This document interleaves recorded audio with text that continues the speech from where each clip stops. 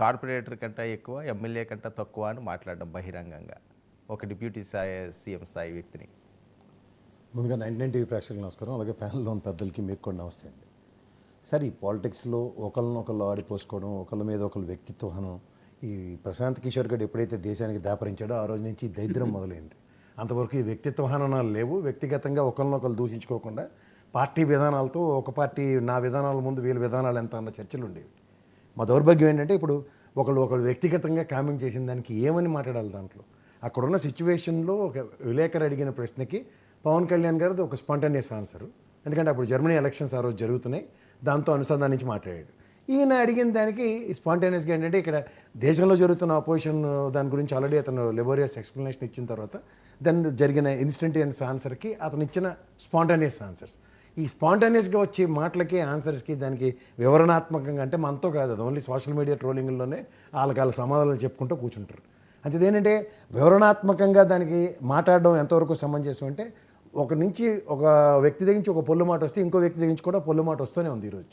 It is been happening from 2014 దాకా నేను ముందు చూసిన రాజకీయాల్లో వ్యక్తిత్వ హననాలు ఇంత ఘోరంగా లేవు. ఒకవేళ పొరపాటున ఒకరి గురించి ఒకరు మాట్లాడినా మెయిన్ ఫ్లోర్ ఆఫ్ ద హౌసెస్లోనే అపాలజీలు చెప్పుకొని విత్డ్రాల్ చేసుకున్న వర్డ్స్ 100,000 ఇన్సిడెంట్స్ ఉన్నాయి. బట్ ఇది చాలా దయనీయమైన స్థితిలో ఉంది. తర్వాత మీరు ఇంకోటి ఏదో వార్నింగ్లు ఇస్తున్నారు అంటే మీకు ఒకటి చెప్పనండి, రాజకీయాల్లో ఎవరైనా సరే వార్నింగ్లు ఒకరికొకళ్ళు ఇచ్చుకొని వాటితోంచి అవతల లాగుతారు అన్నది జరగని పని. ఎందుకంటే ఇవాళ ఉన్న సిచ్యువేషన్స్లో ఒక మాటకి 100 రకాలుగా వాళ్ళు దాంట్లోంచి ఒక హీరోయిజాన్ని అడాప్ట్ చేసుకొని చూస్తున్నారు.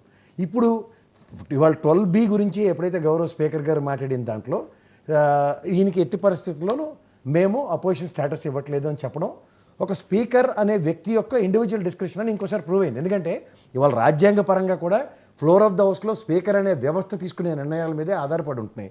ఈవెన్ తెలంగాణలో కూడా మీరు తీసుకోకపోతే మేము నిర్ణయం తీసుకోవాలా అన్న టైప్లో క్వశ్చనింగే ఉంది తప్ప end of the day ball will be always with the floor of the స్పీకరే.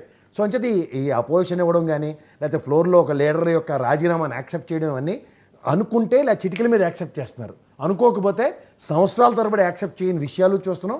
అలాగే ఇవాళ ఫ్లోర్ ఆఫ్ ద హౌస్లో అపోజిషన్ ఇవ్వకూడదు అన్న దగ్గర రాజ్యాంగ ప్రమాణంలో ఇవాళ తెలుగుదేశం పార్టీకి చంద్రబాబు గారికి ఉన్నంత అనుభవంలో ఇంకే పార్టీకి కూడా ఉండదు. ఎందుకంటే ఆ రోజు మహానుభావుడు రాజీవ్ గాంధీ గారు చనిపోయినప్పుడు ముందు జరిగిన ఎలక్షన్స్లో ఆయన దగ్గర 400 పైచీలకి స్థానాలు గెలిచినప్పుడు తెలుగుదేశం పార్టీకి ఒకటే 32 సింగిల్ లార్జెస్ట్ పార్టీ అయినా సరే మీరు చెప్పిన నెంబర్ కాకపోయినా సరే వాళ్ళకి అపోజిషన్ స్టేటస్ ఇచ్చారు. ఢిల్లీ వేదికగా 3 బీజేపీ వాళ్ళు గెలిచినా కేజ్రీవాల్ అంచెంతగా 57 స్థానాలు గెలిస్తే కూడా ఏమి కాకుండా అపోజిషన్ ఇచ్చారు. ఇదన్నీ మనం ఇది కాక తెలుగుదేశం చరిత్రలో పి జనార్దన్ రెడ్డి గారికి ఎప్పుడైతే 28 స్థానాలకు పరిమితం కాంగ్రెస్కి ఆ రోజు మహానుభావుడు రామారావు గారు కూడా అపోజిషన్ స్టేటస్ ఇచ్చిన ఉదంతాలు ఉండి కూడా ఇవాళ మీరు నెంబర్తో ముడిపెట్టి మాట్లాడడం కాన్స్టిట్యూషన్ పరంగా లేనేలేదు.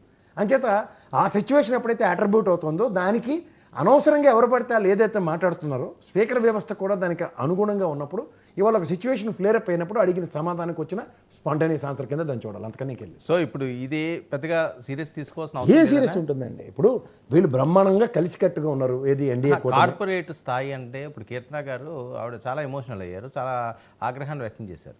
మేము ఇన్నగలం నాదెండ్ల మనోహర్ గారు ఆ రకంగానే మాట్లాడారు. ఎవరు అనలేరండి. ఇప్పుడు ఎక్కువ సంయమనం పాటించింది జనసేన పార్టీలో నాకు తెలిసి కీర్తన అమ్మాయి, ఎప్పుడు విచక్షణ కోల్పోదు అమ్మాయి.